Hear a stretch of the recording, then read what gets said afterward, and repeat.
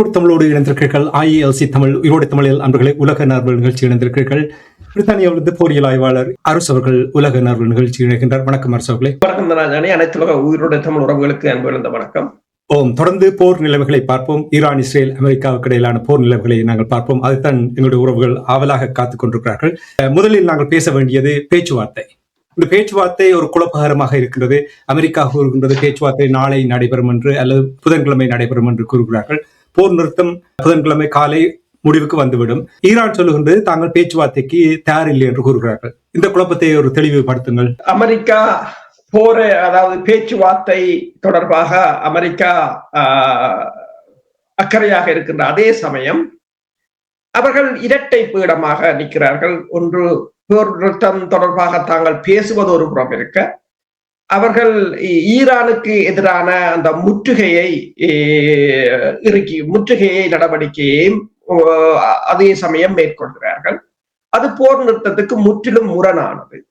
போர் நிறுத்தத்தின் பேச்சுவார்த்தைகளில் கூட அனுப்பப்படுகின்ற ஜெராட் குஷ்னராக இருக்கலாம், ஸ்டீவ் விட்கோஃபாக இருக்கலாம், அவர்கள் இரண்டு பேருக்கும் மத்திய கிழக்கு தொடர்பாக எந்த ஒரு ராஜதந்திர அறிவும் அற்றவர்கள் என்று கூறுகிறார்கள்.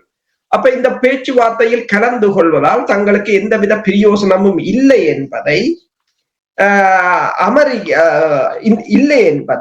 இப்போது ஈரான் உணர்ந்திருப்பதாக கூறப்படுகிறது. எனவே ஈரான் கூறுகிறது என்னென்று சொன்னால், இந்த பேச்சுவார்த்தையில் கலந்து கொள்வதால் தாங்களுக்கு எந்தவித பயனும் இல்லை, மற்றது தங்களுக்கு அது தங்களோட அரசியல் இருப்பை இல்லாது செய்வதாகத்தான் இருக்கும். ஆனால் இப்ப இந்த பேச்சுவார்த்தைக்காக இன்னும் அமெரிக்காவின் துணை அரசு தலைவர் JD Vance கூட இன்னும் வெளிக்கிடவில்லை. என்றால் அவர்கள் வந்த பிற்பாடு ஈரான் வரவில்லை என்று சொன்னால் மிகப்பெரிய ஒரு பிரச்சனையாக போய்விடும் என்று சொல்லி அவர்களும் இன்னும் வரவில்லை. அதே சமயம் ஈரான் தரப்பில் இருந்து தற்போது நாங்கள் பேசும் வரையிலும் சாதகமான பதில் இல்லை. இந்த பேச்சுவார்த்தை என்பது, அதாவது இன்னும் சில மணி நேரங்கள், அதாவது 24 மணி நேரத்துக்குள் மூன்று தெரிவுகள் தான் இருக்கின்றன. ஒன்று, ஒரு உடன்பாட்டுக்கு ஒரு டீலை மேக் பண்ண வேண்டும். இல்லை என்றால் இரண்டாவது போர் நிறுத்தத்தை நீடிக்க வேண்டும். இல்லை என்றால் மூன்றாவது முழு அளவிலான போருக்கு இறங்க வேண்டும். இந்த மூன்றையும் தவிர அவர்களிடம் வேறு தெரிவுகள் இல்லை. இப்ப பாகிஸ்தானுக்களால கட்டார் கேட்டிருக்கிறது, எப்படியாவது இந்த போர் நிறுத்தத்தை நீடிப்பதற்கு இன்னும் ஒரு 2 கிழமை நீடிப்பதற்கான கால அவகாசத்தை கேட்டு பார்க்க சொல்லி. அதே சமயம் கட்டார் கூறியிருக்கின்றது, இந்த போர் மீண்டும் ஆரம்பமாக இருந்தால் எங்களுக்கு மட்டுமில்ல உலக பொருளாதாரமே பேரழிவை சந்திக்கும் என்று கூறியிருக்கிறது. பாகிஸ்தான் தகவல் துறை அமைச்சர் கூறியிருக்கின்றார், தாங்கள் அதாவது ஈரானின் பதிலுக்காக காத்திருப்பதாக.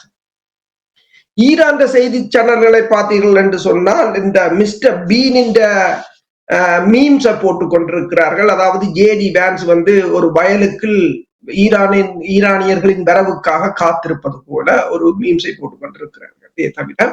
தவிர அவர்களுக்கு ஏனென்று சொன்னால் இது தங்களை ஒரு ஏமாற்றும் செயல் என்பதை அவர்கள் இதை நம்பிக்கை இழந்து விட்டதாகத்தான் கருதப்படுகிறது. பேராசிரியர் மராண்டி பேசியிருந்தார். இப்போது அவரும் கூறியிருக்கின்றார் என்றால், இந்த பேச்சுவார்த்தைகளுக்கு ஈரான் சம்மதித்து விட்டது, போய்விட்டார்கள் என்று வருகிற செய்தி எல்லாம் மேற்குலக நாடுகள் ஊடகங்கள் தவறாக பரப்புகின்ற செய்திகள் என்று கூறியிருக்கின்றார். அதுகளை நம்ப வேண்டாம் என்று கூறுகிறார். இன்னும் தாங்கள் அந்த முடிவை எடுக்கவில்லை என்று சொல்லியும், அவரை பொறுத்தவரையில் ஒரு மிகப்பெரிய ஒரு தாக்குதலைத்தான் ஈரான் எதிர்பார்த்து காத்திருப்பதாகவும், தான் கூட அதில் கொல்லப்படலாம் என்று கூறியிருக்கின்றார். தானும் அவருக்கு ஏற்கனவே உயிர் அச்சுறுத்தல் இருந்தது. அப்ப அவர் இப்போ ஒரு நான் நினைக்கிற ஒரு 2 மணித்தியாலத்துக்கு முதல் பேசிய ஒரு நேர்காணலில் கூறியிருக்கின்றார், தான் இறந்தாலும் அந்த குரல் அந்த ஊடக குரல் ஒலித்துக் கொண்டிருக்கும். தான் இன்றே அவர் பல ஊடகவியலாளர்களின் பெயர்களை அந்த சேனலுக்கு அனுப்பி இருக்கிறார். நான் இல்லை என்று சொன்னால் நீங்கள் அவர்களுடன் தொடர்பு கொள்ளுங்கள், அவர்கள் அங்கத்தை கள நிலைமைகளை உங்களுக்கு சொல்லுவார்கள் என்று சொல்லி. அதே சமயம் அவர் பேஸ்புக், யூடியூப் மற்றது எல்லாவற்றிலும் இருந்து அவரை நீக்கி இருக்கிறார்களாம். ட்விட்டரும் விரைவில் நீக்கிவிடும் என்பதால் டெலிகிராம் சேனலை தான் இப்போது அவரை பின்தொடர்பவர்கள் தொடரலாம் என்றும் கூறியிருக்கின்றார். ஆனால் அவர்களை பொறுத்தவரையில் அவர் ஒன்றை கூறியிருக்கின்றார், ஈரான் படையினரிடம் பெருமளவான ஆயுதங்களை இன்னும் அவர்கள் பயன்படுத்தவே இல்லை, கடற்படையினரின் ஆயுதங்களை தொடவே இல்லை இன்று வரையிலும். அதே போல ஏவுகணைகளாக இருக்கலாம், புதிய ரிசர்ச் அண்ட் டெவலப்மெண்ட்ல கண்டுபிடிச்ச ஆயுதங்களாக இருக்கலாம், அப்படி பெரும்பாலானவை இன்னும் தொடவில்லை என்று. அதே நேரம் ட்ரம்பும் கூறியிருக்கிறார் என்று சொன்னால், தாங்கள் இந்த போர் நிறுத்த காலத்துல ரீஸ்டாக் அண்ட் ரீவொர்க் என்று தாங்கள் ஸ்டாக் பண்ணி திருப்பி வேலை செய்து தாங்கள் ரீலோட் பண்ணி கொண்டு வந்திருக்கிறோம் என்று இரண்டு தரப்பும் ரீலோட் பண்ணினது போலதான் இருக்கின்றது. ஆனால் முழு அளவிலான யுத்தம் ஒன்று வெடித்தால் அது மிகப்பெரிய, இது முன்னைய போல இருக்க போவதில்லை, கடந்த 40 நாளை போல இருக்க போவதில்லை. இந்த யுத்தம் நடைபெறக்கூடாது என்றுதான் எல்லோரும் விரும்புகிறார்கள். ஒன்று வெடிக்குமாக இருந்தால் முன்னைய போல மிகப்பெரிய பிரளயமாக இருக்கும். இப்ப நீங்கள் 3 சூழ்நிலைகளை கூறினீர்கள். இன்னும் ஒன்று சிந்திக்க தோன்றுகின்ற என்னவென்று சொன்னால், 2வது கட்ட சுற்று பேச்சுவார்த்தை நடக்கவில்லை என்றால் அதே நேரத்தில் நாளை இந்த போர் நிறுத்தம் முடிவுக்கு வருகின்றது. இந்த ரெண்டும் நடக்கவில்லை என்றால் புதன்கிழமை அல்லது வியாழக்கிழமை என்ன நடக்கும்? அதாவது போர் நிறுத்தம் முடிவுக்கு வந்தால் புதன்கிழமைக்கு பிறகு யாரும் யாரையும் தாக்கலாம். அதுதான் நிலைமை. இப்போது ஏற்கனவே ஈரான் தனது தாக்குதலை பிற்போட்டுக் கொண்டு வருகிறது. அமெரிக்கா ஈரானை மிகவும் சினப்படுத்தி கொண்டிருக்கிறது. ஈரான் கப்பல்களை சுட்டது, கப்பல் மற்றும் ஒரு கப்பலை பிடித்தது என்று சொல்லி ஈரான் பார்த்து கொண்டிருக்கிறேன் என்று சொன்னால், இன்னும் ஒரு எத்தனை நாள், இன்னும் ஒரு 24 மணித்தியா, அதுக்குள்ளே ஒரு போர் நிறுத்தம் பெற வேண்டும், போர் நிறுத்தம் நீடிக்கப்பட வேண்டும். நீடிக்கப்படாலும் சும்மா நீடிக்க முடியாது, நீடிப்பதற்கு நிபந்தனைகள் இருக்கிறது. இல்லை என்று சொன்னால் டீலுக்கு வர வேண்டும், இல்லையே என்று சொன்னால் மிகப்பெரிய ஒரு தாக்குதல். அப்ப அந்த தாக்குதலின் போது இந்த கப்பல்களுக்கான கணக்கை தீர்க்கலாம் என்றதில் ஈரான் தெளிவாக இருப்பது போலதான் தெரிகின்றது.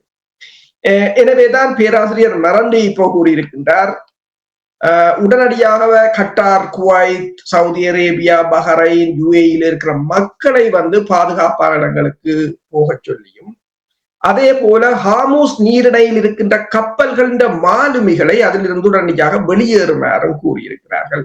ஏனென்று சொன்னால் கப்பல்களை விட்டு நீங்கள் வெளியேறுங்கள் என்று சொல்லி, ஏனென்று சொன்னால் அந்த கப்பல்களை தாக்கப் போகிறார்கள் போலதான் கிடக்கின்றது. என்றால் நாங்கள் முதலே பேசியிருந்தோம், ஈரான் கப்பல்களை தாக்குவது பெரிய பிரச்சனை இல்லை. அங்க ஏற்கனவே 1000 கப்பல் நிற்கிறது அவர்களுடைய எல்லைக்கு, தப்பி ஓட முடியாது. அப்படி 1000 கப்பல்களை அங்க வைத்துக் கொண்டு இங்க 2 கப்பலை கைப்பற்றி படம் காட்டுவதென்றது இவ்வளவு பெரிய படைத்துறை ரீதியாக மிகப்பெரிய ஒரு பேரழிவை நோக்கித்தான் அவர்கள் சென்று கொண்டிருக்கிறார்கள். அல்ல, அப்படி இருந்தாலும் கூட கட்டுப்பாட்டில் வைத்திருப்பது போல் இருக்கின்றது, அப்படி இல்லையா? அல்லது இவர்கள் இந்த போர் நிறுத்தம் முடிவடையும் வரையும் பார்த்துக் கொண்டிருக்கிறார்களா? ஈரானை பொறுத்தவரையில் உங்களுக்கு தெரியும், நீங்கள் அந்த தாக்குதலின் போது கூட ஈரானில் கிட்டத்தட்ட 3600 பேர் இருந்திருந்தார்கள், இஸ்ரேலில் 26 பேர் தான் இருந்திருந்தார். அதுக்கு அவர் கூறினார் என்னென்று சொன்னால், நாங்கள் தாக்கியது முழுக்க இராணுவ இலக்குகள், பொருளாதார இலக்குகள், நாங்கள் மக்களை குறிவைக்கவில்லை. அதே போல அவர்கள் தாக்கினது முழுக்க பாடசாலைகள், பல்கலைக்கழகங்கள், மருத்துவமனைகள் என்று அவர்கள் வேண்டுமென்றே பொதுமக்களிடையே தாக்கினார்கள். நாங்கள் பொதுமக்களிடையே தாக்கவில்லை என்றுதான் கூறினார். அப்ப அதே போலதான் இப்ப நீங்கள் கேட்டது போல இது உண்மையில் ஈரானை பொறுத்தவரையில் போர் நிறுத்தத்துக்கு தாங்கள் ஒரு தாக்குதலை செய்ததாக வந்தால் அமெரிக்காவின் தற்போதைய நடவடிக்கைக்கும் ஈரான் நடவடிக்கையும் ஈக்குவல் ஆகிவிடும். அப்ப இன்னும் ஒரு 24 மணித்தியாலம் உழவு நாளும் இருந்தாச்சு, இன்னும் ஒரு 24 மணித்தியாலம் என்றதைத்தான் அவர்கள் பார்த்துக் கொண்டிருக்கிறார்கள். சரி, இப்ப ஹார்மூஸ் நீர்நிலையில் இப்ப நீங்கள் கூறினீர்கள் கப்பல் இருக்கின்ற மாலுமிகளை வெளியேறுமாறு கேட்டிருக்கிறார்கள் என்று சொன்னீர்கள். அது மட்டும் இல்லாமல் இன்னும் ஒரு கப்பலை அமெரிக்கா கைப்பற்றி இருக்கின்றது சொன்னால், போர், நான் ஏற்கனவே கேட்டது போல் போர் நிறுத்தம் முடிவுக்கு பேச்சுவார்த்தை நடக்கவில்லை என்றால் இந்த கப்பல் மீது தாக்குதல் நடத்தப்படும் என்று நீங்கள் நம்புகிறீர்களா? அவர் தன் ட்விட்டர் தளத்திலே போட்டிருக்கிறார், அந்த கப்பல்களில் இருக்கிற மாலுமிகள், சிப்பந்திகள் கிட்டத்தட்ட 20,000 பேர் இருக்கிறார்களா. அந்த கப்பல்களில் மட்டும் இருப்பவர்கள் மட்டும் 20,000 பேர். அவர்களை பாதுகாப்பாக வெளியேறுமாறு கூறியிருக்கிறார்கள். வெளியேற வேண்டும் என்றால் ஈரான் கரைக்கோ அல்லது ஒமான் கரைக்கோ அல்லது வெவ்வேறு நாடுகளுக்கு, அங்கால பக்கத்தில் இருக்கிற நாடுகளுக்கு தான் செல்ல வேண்டிய ஒரு நிலைமை ஏற்படும் போல் இருக்கின்றது. இப்ப ஹார்மோஸ் ஏனென்று சொன்னால் உங்களுக்கு தெரியும், நேற்று 2 நாளைக்கு முன்னல் வந்து டொஸ்கா என்ற கப்பலை வந்து சுட்டு அதை கைப்பற்றியிருந்தார். இன்று வந்து இந்தோ பசிபிக் பிராந்தியத்தில், அதாவது இந்து சமுத்திரத்தில் போய்கொண்டிருந்த கப்பலை, அதாவது எம்பி டிஃபானி என்ற கப்பல் வந்து பொஸ்வானாவின் பிளாக்கோட போனது. அது ஈரான் கப்பல்லாம் 2 மில்லியன் பேரல் எண்ணெயை கொண்டு போய்கொண்டிருந்தது. சிங்கப்பூருக்கு போனது என்று சொல்கிறார்கள், சிலர் சொல்கிறார்கள் சீனாவுக்கு போனது என்று சொல்லி. ஆனால் அதை ஈரான் கடற்கரை கரையில் வைத்து பிடிக்கவில்லை, இந்து சமுத்திரத்தில் வைத்துத்தான் பிடித்துக் கொண்டு வந்திருக்கிறார்கள். அப்ப இப்படி தொடர்ச்சியாக அவர்கள் செய்து கொண்டு வருவது வந்து ஈரானுக்கு, அதாவது என்னென்று சொன்னால், ஈரான் எங்களுக்கு ஏற்கனவே தெரியும், ஈரான் கிட்டத்தட்ட 100 மில்லியன் பேரல் எண்ணெய்கள் இன்னும் கடலில் சுத்தி கொண்டிருக்கின்றன. 200 மில்லியன்ல 100 மில்லியனை அவர்கள் விற்று விட்டார்கள். இன்னும் 100 மில்லியன் பேரல்கள் இருக்கின்றது என்று கூறியிருக்கிறார்கள். அப்ப அந்த கப்பல்களை அமெரிக்கா கைப்பற்றி இருக்கிறது. ஆனால் இன்னும் 24 மணி நேரமும் இல்லை இந்த போர் நிறுத்தம். அவர்கள் கூறுகிறார், போர் நிறுத்தம் என்று சொல்லிவிட்டு அதை சாட்டாக வைத்துக் கொண்டு கடலை முற்றுகையிடுவது, ஏற்ற போரின் போது முற்றுகையிடவில்லை. அப்ப போரை கொண்டு வந்தால் நல்லது என்றுதான் அவர்கள் கூறுகிறார்கள். இப்ப நீங்கள் பாத்தீங்கன்னு சொன்னால், அதே சமயம் நீங்கள் பாத்தீங்கன்னு சொன்னால், இந்த ஹோர்முஸ் நீரிணையில இருக்கிற கப்பல்களுக்கு ஒரு தகவல் போயிருக்குது, நீங்க 2 மில்லியன் கட்டினா போகலாம் என்று. எல்லாரும் கட்டவில்லை, ஒரு கப்பல் கட்டியிருக்கிற, அதுவும் ஸ்கேமர் என்று சொல்றாங்க, அதுவும் ஏமாற்றுக்காரர். யாரோ 2 மில்லியன் உழைச்சிட்டாங்க அந்த கப்பல்ல. இந்த அப்படி பேருந்து இப்ப அதை வந்து இந்த மேரிடைம் ரிஸ்க் என்ற கப்பல் இந்த அனைத்துலக நிறுவனம் அதை உறுதிப்படுத்தியிருக்கிறது, தெரிவித்திருக்கிறது. இப்படித்தான் ஒரு கப்பல் கட்டிட்டார்கள், மற்றவர்கள் கட்டவில்லை, நீங்கள் இனிமேல் கட்ட வேண்டாம் என்று சொல்லி இருக்கிறார்கள். அப்படியான ஒரு சிக்கலாக இருக்கிறது. அதே சமயம் நீங்கள் பார்த்தீர்கள் என்று சொன்னால், இந்த ஈரான் சிலி சிட்டி என்ற ஒரு கப்பல், எண்ணெய் கப்பல், அது வந்து நேற்று இரவு ஈரானுக்குள் போயிருக்கின்றன. சில கப்பல்கள் அமெரிக்கா முற்றுகையை உடைத்துக் கொண்டு போயிருக்கின்றன, சில கப்பல்களை அவர்கள் கைப்பற்றி இருக்கிறார்கள் என்ற எல்லாம் ஒரே குழப்பமான ஒரு நிலையாகத்தான் இருக்கிறது. சரி, இதே நேரத்தில் இப்ப போருக்கு 2 தரப்பினரும் தயாராக இருக்கிறார்கள் என்று, அதற்கான ஆயத்தங்கள் நடைபெறுகின்றன என்று கூறுகிறார்கள். அப்ப இந்த பேச்சுவார்த்தை நடக்கவில்லை என்றால், போர் முடிவுக்கு வந்தால் தாக்குதல்கள் நடக்குவதற்கான வாய்ப்புகள் இருக்கிறதா? அமெரிக்காவின் கிட்டத்தட்ட 16 C-17A ரக குளோப் மாஸ்டர் விமானங்களும் 2 KC 135 ரக டேங்கர்களும் இப்போது ஐரோப்பாவிலிருந்து மத்திய கிழக்குக்கு சென்றிருப்பதாக கூறப்படுகிறது. அதே சமயம் நீங்கள் பார்த்தீர்கள் என்று சொன்னால், அமெரிக்காவின் 3 விமானம் தாங்கி கப்பல்கள் அந்த இடத்துக்கு சென்றடைந்திருக்கின்றன.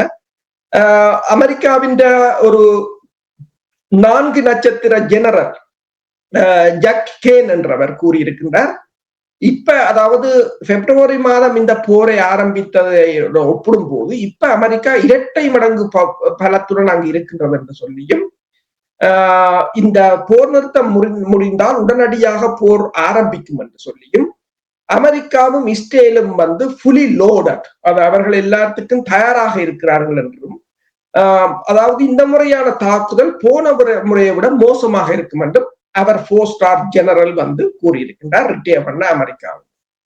அதே நேரம் ஈரான் நாடாளுமன்ற பேச்சாளர் கலிபா அவர் கூறியிருக்கிறார் என்று சொன்னால், புதிய ஆயுதங்களுடன் நாங்கள் இந்த 2 கிழமையிலும் வடிவாக தயாராகிவிட்டோம், அச்சுறுத்தல் மத்தியில் நாங்கள் பேச முடியாது, எனவே பேச்சுக்களில் இருந்து விலகுவதுதான் எங்கள் அரசியலுக்கு பாதுகாப்பாக இருக்கும் என்று அவர் கூறியிருக்கின்றார்.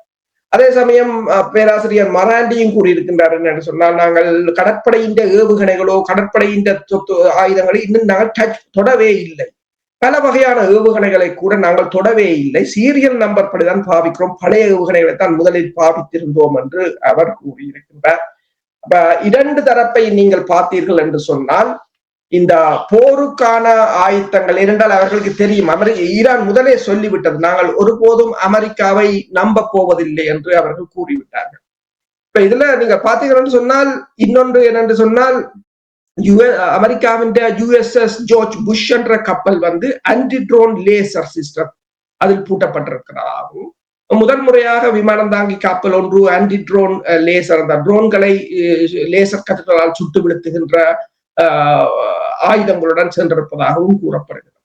அதே சமயம் இப்ப இன்னொரு அமெரிக்க ஊடகம் போட்டிருக்கின்றது, இப்ப மெல்ல மெல்ல அமெரிக்காவின் இழப்புகள் இப்போது இன்னும் வெளிவந்து கொண்டிருப்பதாகவும், இந்த கடந்த 40 நாள் சண்டையில் இப்ப 415 அமெரிக்க படையினர் காயமடைந்திருப்பதாக கூறுகிறார்கள் என்றும், அதில் இராணுவத்தினர் 271 பேர் என்றும், வான்படையினர் 62 பேர் என்றும், கடற்படையினர் 63 பேர் என்றும், மரைன் ஈருடக படையினர் 19 பேர் என்றும் கூறியிருக்கிறார்கள்.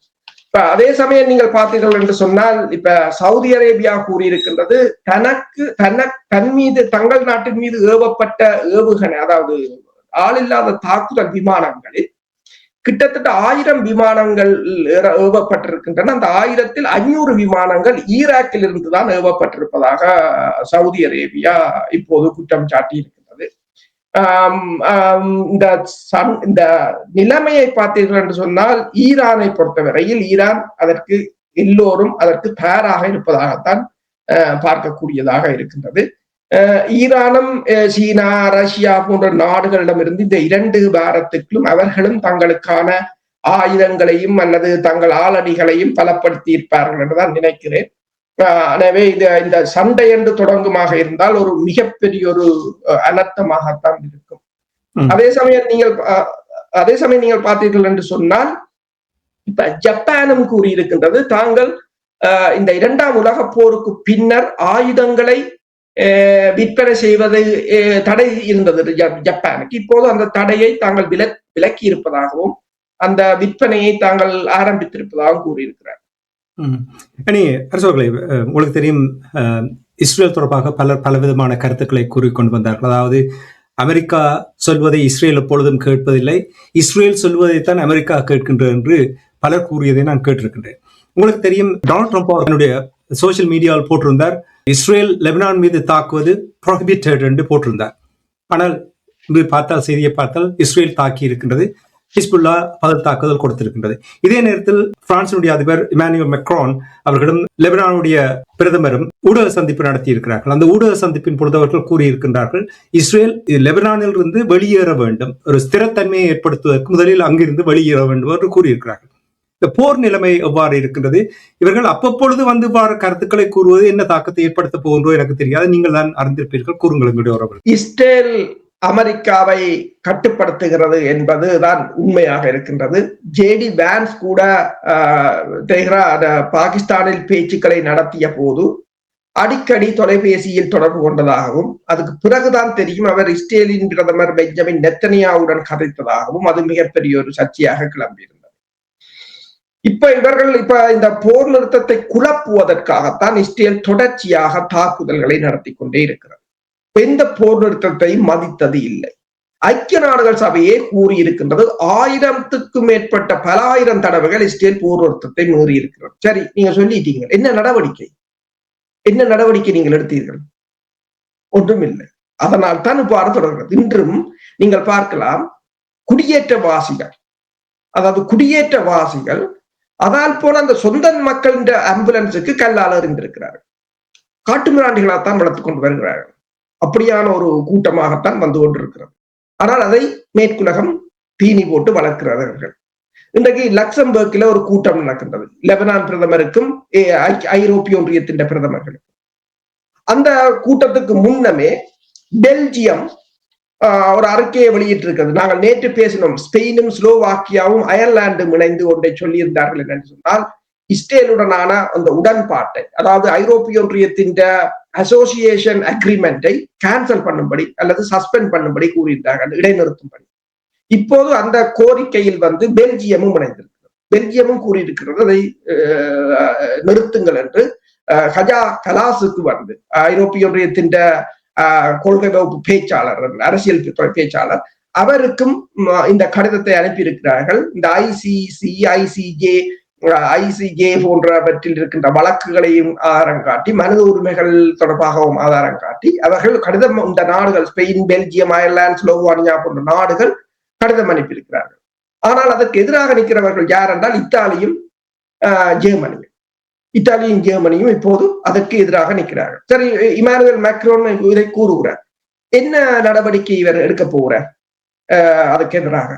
இப்போது ஹங்கேரியின் புதிய பிரதமர் கூறியிருக்கின்றார், அதாவது முன்னர் இருந்த விக்டர் ஓபன் வந்து இஸ்ரேலிய பிரதமர் அங்கு வருவதை தான் அவரை கைது செய்வதென்றால் தான் ஐசிசியில் இருந்து வெளியேறுவேன் என்று சொன்னார். கட்டி அணைச்சார், அவரை கலைச்சிட்டாங்க ஆட்சியில இருந்து. இப்ப புதியவர் வந்திருக்கிறார், அவர் கூறியிருக்கிறார் தான் அங்கு இறங்கினார் இஸ்ரேல் அதிபர் தனது நாட்டுக்கு வந்தால் கைது செய்வோம். இப்ப அந்த அவருடைய குரலோடு சேர்த்து பார்த்தால் கிட்டத்தட்ட 15 நாடுகள், கனடா உட்பட ஐரோப்பிய ஒன்றியத்தில் இருக்கிற பல நாடுகள், எல்லா நாடுகளும் இப்போது 15 நாடுகள் சொல்லி இருக்கிறது வந்தால் கைது செய்வோம் என்று சொல்லி.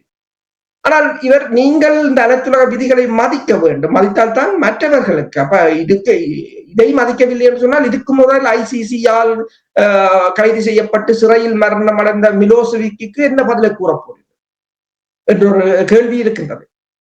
அப்ப அதே நேரம் நீங்க பாத்தீங்கன்னு சொன்னால் இப்ப 2வது சுற்று பேச்சுக்களை தாங்கள் வாஷிங்டனில் நடத்த போவதாக அமெரிக்கா அறிவித்திருக்கின்றது. இதனிடையே இன்னொரு விடயம் என்னென்று சொன்னால், இஸ்ரேல் மொசாட் அமைப்பின் தலைவர் வந்து டேவிட் பர்னியா அவர் ஒன்றை கூறியிருக்கிறார் என்று சொன்னால், தமது ஒரு ஏஜென்ட் எம் என்று கூறுகிறார். எம் என்று அவர்கள் இது ஒரு எல்லாரும் சொல்கிறார் ஒரு விசித்திரமான ஒரு அறிவித்தல் என்று. ஏன்னா இதுவரையிலும் மொசாட் வந்து தனது இரகசிய உளவாளிகள் கொல்லப்படுவதை ஒரு நாளும் உரிமை கோருவதில்லை.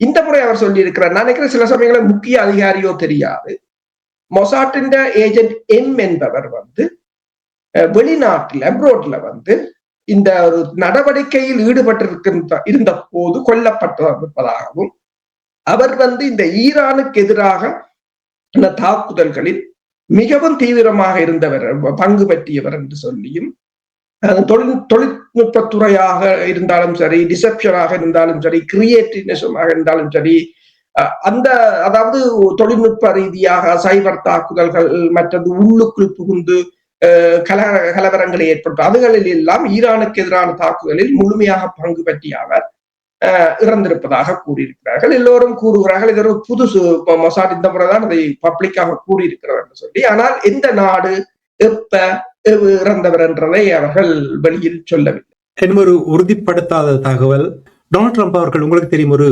விரக்தி நிலையில் இருக்கின்றார். இந்த போரே எப்படியாவது வெற்றி பெற வேண்டும், தன்னுடைய பட்டியலில் ஈரானை வென்றது டொனால்ட் ட்ரம்ப் என்று இருக்க வேண்டும் என்று அவர் கனவு கண்டு கொண்டு இருக்கின்றார். இந்த நேரத்தில் அவர் அணு ஆயுதத்தை பாய்ப்பதற்கான அந்த சீக்ரெட் கோட் என்று சொல்வார்கள், அதை கேட்டதாகவும் அவர்கள் அதை கொடுக்க மறுத்திருப்பதாகவும் உறுதிப்படுத்தப்படாத ஒரு செய்தி வந்திருக்கிறது. நாங்கள் கவனமாக எங்களுடைய நேயர்கள் புரிந்து கொள்ள வேண்டும். இது தொடர்பாக நீங்கள் என்ன அறிந்தீர்கள்? உண்மைதான்.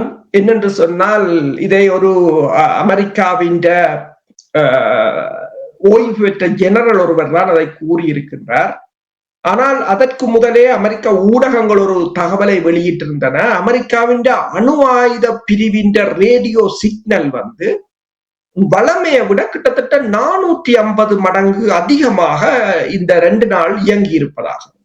அதாவது அந்த ரேடியோ சிக்னல்களை வைத்துக் கொண்டவர்கள் கூறுகிறார்கள், அதாவது தொடர்பாடல்களை, அதாவது கன உரையாடல்கள் இரகசியமாக நடந்திருக்கின்றன என்று அது காலையில் நான் பார்த்திருந்தேன்.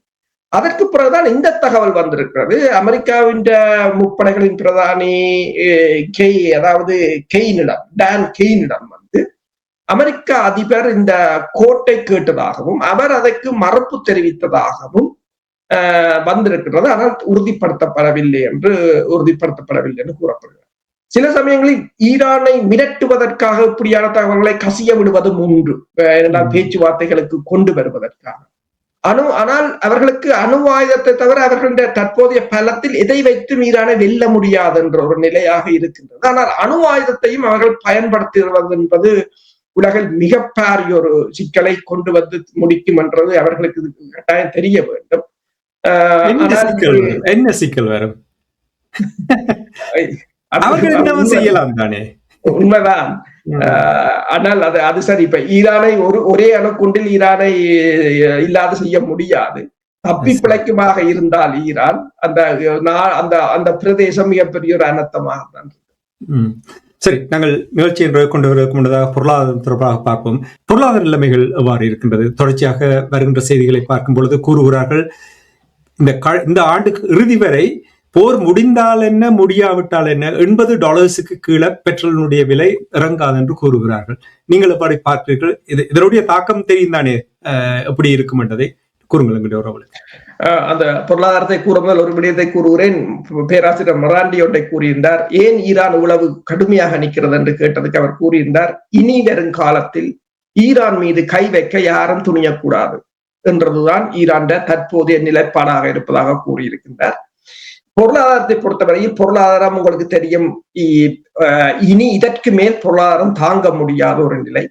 இப்போது நாங்கள் நேற்று பேசியிருந்தோம், UAE பணத்தை கேட்டிருந்தது, கரன்சி ஸ்வாப்பை கேட்டிருந்தது என்று சொல்லி. இப்போது அமெரிக்க அதிபர் அதை உறுதிப்படுத்தி இருக்கிறார். கேட்டதுதான் தாங்கள் கன்சிடர் பண்றோம் என்று. தாங்கள் இரண்டால் அது ஒரு குட் கண்ட்ரி, நாங்கள் அதை கன்சிடர் பண்றோம் என்று கூறியிருக்கிறார். அப்ப நாங்கள் கூறியது சரி. அதாவது UAE மிகப்பெரிய ஒரு சிக்கலில் இருக்கின்றது, டாலர் இல்லாத ஒரு சிக்கலில் இருக்கின்றது. அதே நேரம் நீங்க பாத்தீர்கள் என்று சொன்னால் கிட்டத்தட்ட இது கம்ப்ளீட், இந்த போர் வெடித்தால் கோல்ட்மேன் சாஷ் என்ற நிறுவனம், நிதி நிறுவனமும் அமெரிக்கன் வங்கியும், பேங்க் ஆஃப் அமெரிக்காவும் கூறியிருக்கின்றன, இந்த போர் மீண்டும் வெடித்தால் மிகப்பெரிய ஒரு அனர்த்தம் ஏற்படும். அமெரிக்காவின் எண்ணெய் விலை கூட ஒரு கலன் $7 செல்லும் என்றும், யூரியா ஏற்கனவே 50% அதிகரித்திருந்ததுடன் இன்னும் அதற்கு மேலும் அதிகரிக்கும் என்று சொல்லியும், அதே நேரம் உரத்துக்கின்ற தட்டுப்பாடு 75% எட்டியிருப்பதாகவும் கூறியிருக்கிறார்கள். ஒயில் விலை $200 அண்மிக்கும் என்று கூறியிருக்கிறார்கள். அதே நேரம் கூறியிருக்கிறார்கள், ஏற்கனவே $500 மில்லியன் பேரல்கள் காணாமல் போயிருந்த இந்த 40 நாளுக்களும் பற்றாக்குறையாக இருக்கின்றது. எங்கிருந்தும் வரவில்லை, உற்பத்திகளும் செய்யவில்லை என்று சொல்லி இந்த 500 மில்லியன் பேரலும் இல்ல அமெரிக்காவின் ஒயில் டிமாண்டுக்கு 1 மாதத்துக்கு காணும் என்று சொல்லுகிறார்கள்.